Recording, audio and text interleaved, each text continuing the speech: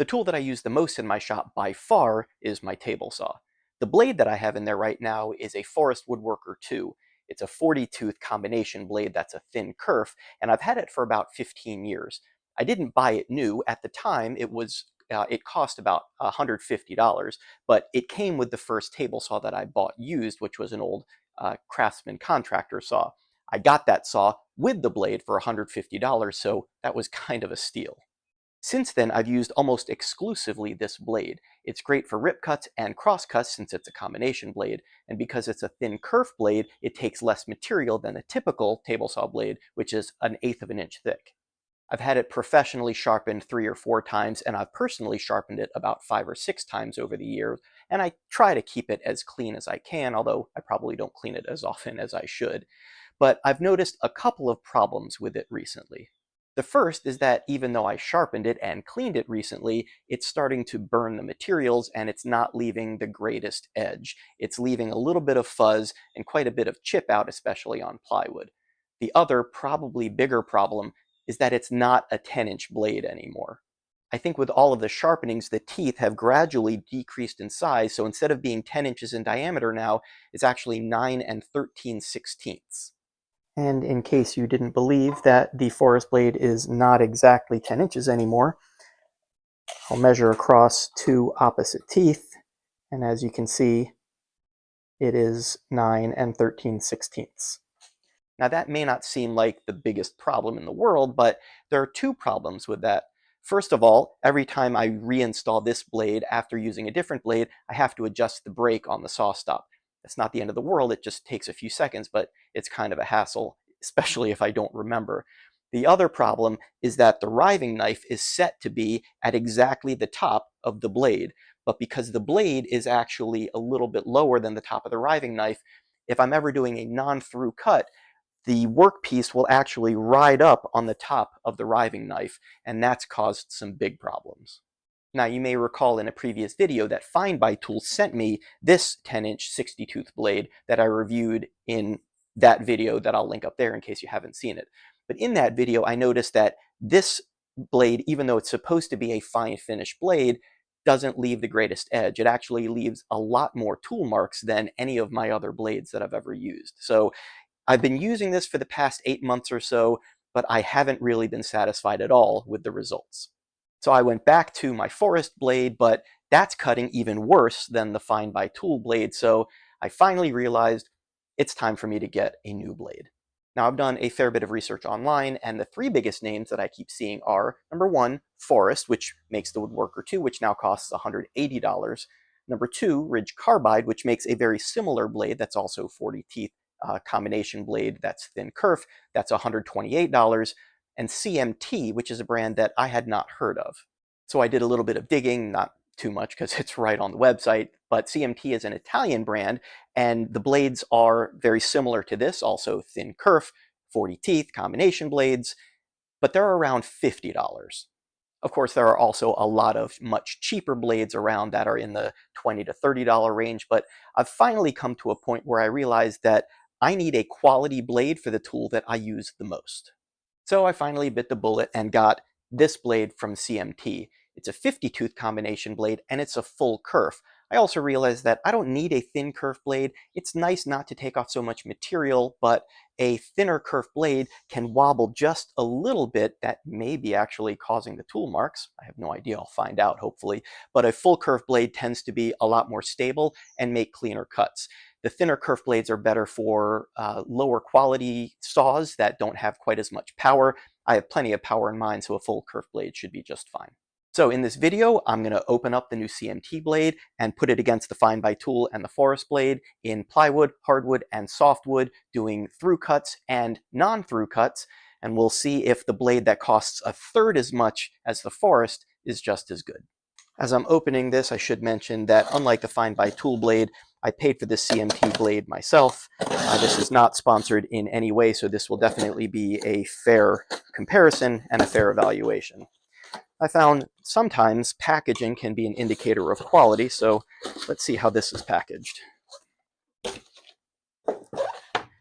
Now, one major difference between this and my existing Forrest blade and the Find By Tool blade is those are both alternate tooth bevel blades, which means one tooth is ground in this angle, the next tooth is ground at this angle, and that leaves a bottom of a cut which is not flat. This one also has a triple chip grind, so it has 4 of these and then 1 of these, so that should help to flatten out the bottom of a cut. So any non-through cuts that I make should have a flat bottom. Of course, that's going to make resharpening this blade a lot more difficult, but I'll deal with that when the time comes. This blade also has an orange coating on it, which is supposed to be non-stick.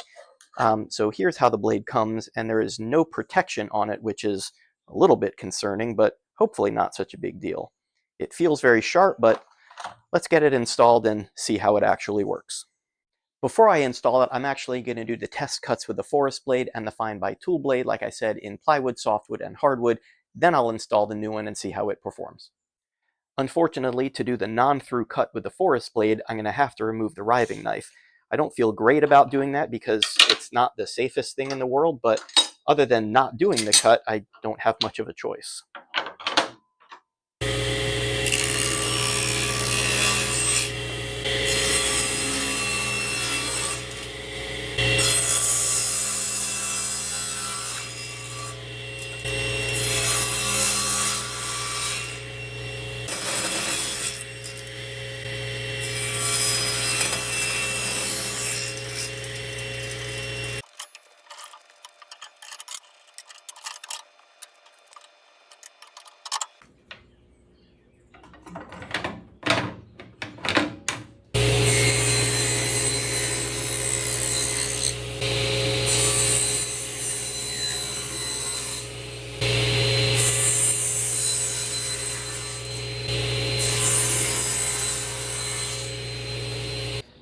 All right, let's install the CMT and see how it works.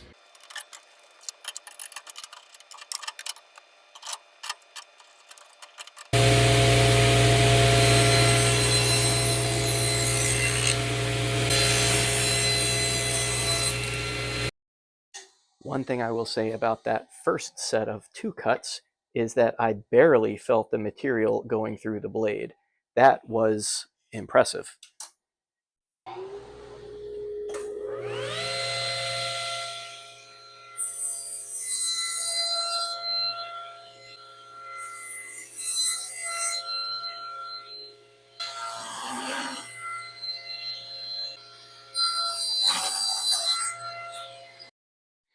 All right, with all the cuts done, let's see how the blades compare. Starting with the Forrest blade, the cross cut on the plywood turned out pretty good. There's a little bit of chip out on top and a little bit on the bottom. There's quite a bit of chip out on both sides of the non-through cut, and you can't really tell, but there's a bit of a hump here on the bottom of that through cut, which is what I'd like to avoid. On the softwood, here's the cross cut. It's actually a little bit on the rough side, and the rip cut looks better, but there are quite a few tool marks that you can see there. And then with the hardwood, the cross cut looks great, and the rip cut, you can't really tell, but there are a few tool marks running that way. Moving on to the Fine by Tool, here's the plywood. There is quite a bit of chip out on the through cut, and there is actually a lot less chip out on the non-through cut. That's actually a pretty clean cut. But again, it's got this hump on the bottom, so it's not flat. On the softwood, there are definitely a lot of tool marks on the cross cut, but on the rip cut, the cross cut is actually very, very clean. And on the hardwood, this is the rip cut. There are quite a bit of tool marks that you may or may not be able to see. I can see them, I think, a little bit better than the camera. And on the cross cut, it's actually quite clean, although there is a good amount of chip out there. And finally, let's see how the CMT looks. On the plywood, it's actually very clean on the top, and on the bottom there is a bit of chip out, which is disappointing. On the non-through cut, there is almost no chip out, which looks great, and the bottom is clean, although it does have the little bat ears on the corners, which you get with dado blades also. Now moving on to the softwood, the crosscut is really, really clean. That is extremely smooth. But the rip cut, this is some of the worst tool marks that I think I've ever seen. And on the hardwood, here's the crosscut. Again, extremely clean, but on the rip cut, there are tool marks visible all throughout. Well, I had a thought. What if it's actually my arbor that's out of true and not the blades? This is my Forrest blade. This is my benchmark. It's supposedly completely 100% dead flat. I have my dial caliper set so it's just touching the plate of the blade. I'm going to put it through its full rotation and see how much the dial caliper moves.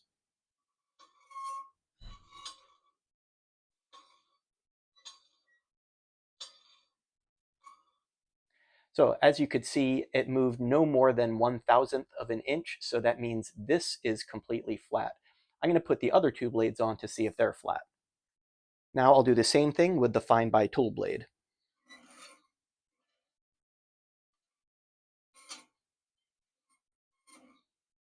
So that wasn't quite as good. It moved about 1/1000th of an inch in either direction, so this one isn't completely flat, but it's pretty good. Now I'll try the CMT blade next.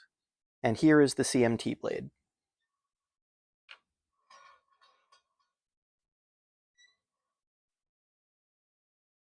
So that fluctuated about 2 or maybe 3/1000th of an inch. Well, that's definitely a good news, bad news kind of situation. The good news is my arbor is perfectly aligned, which means I don't have to fix that. I can't even imagine what it would take. But the bad news is the blades actually are flat, which means they just don't cut as well as I want them to. So what's my impression of the CMT blade? It cuts about the same as the 60-tooth fine by tool blade, and they're about the same price. The fine by tool blade, even though I didn't pay for it, is about $55, and the CMT was just under $50. For most woodworking, I think the CMT blade would be just fine. The fine by tool blade would also be just fine. But for fine woodworking, especially the bonsai stands that I make, I just don't think it's good enough. Now, it may not seem entirely fair to compare a $50 blade to a $180 blade like the Forrest, but I'm not the one who is making that comparison. I'm talking about all the other reviewers who lumped this blade in with the Ridge Carbide and the Forrest. So what this means is I'm unfortunately going to have to return this CMT blade and try something else. I've been doing a little more reading, and I've seen a lot of people recommend a Tenryu 10-inch 40-tooth gold medal blade. So I'm going to try that next, even though it's about twice the price of this CMT blade. But if I can get away with a really great blade for under $100, I still think that would be a win. And if that blade doesn't perform the way that I want it to, I can always go up to Ridge Carbide or bite the bullet and get another Forrest. Well, hang on, before I end the video, I ordered the Tenryu blade yesterday and it came today. I have no idea how Amazon does that, but I sure am glad they do. So let me get this open, put it on the table saw, and I'm going to run it through the same exact tests. So here is the Tenryu blade. It's the gold medal. It's a 10-inch 40-tooth blade with a full kerf, and it's an ATB grind. The packaging appears to be about the same, except this one at least has this plastic covering.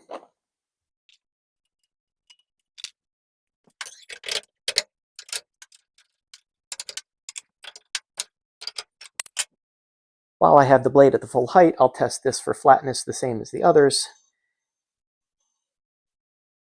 And you may not be able to see the dial indicator very well, but it's only off by about 1 or 2 thou, so it's still pretty flat.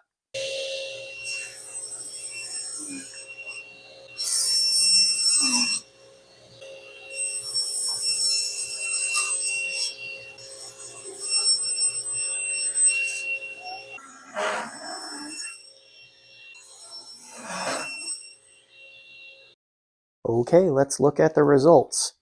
Here is the plywood first. The cut is extremely clean on both the top and the bottom, and the non-through cut is also extremely clean. That's definitely the cleanest of all of the blades so far. The softwood, the cross cut is pretty clean, feels very smooth, and the rip cut, there are some tool marks.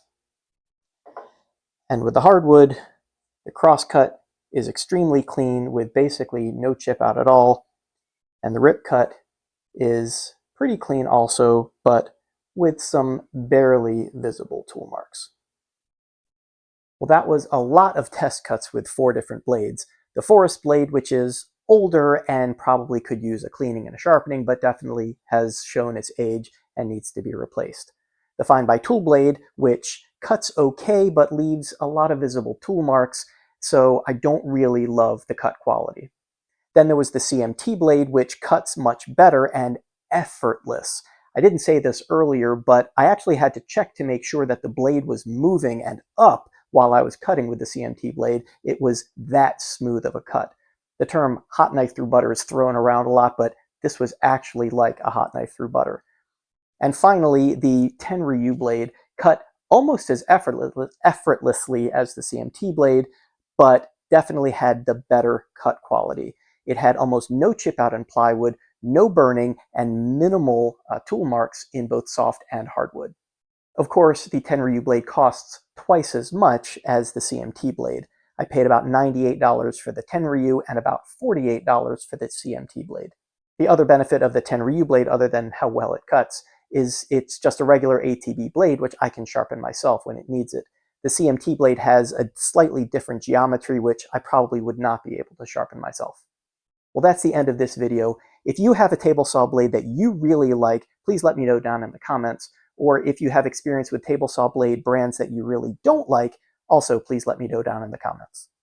If you enjoyed this video, please don't forget to hit the like button and subscribe. It's a really big help for a small channel like mine, and I hope to see you next time.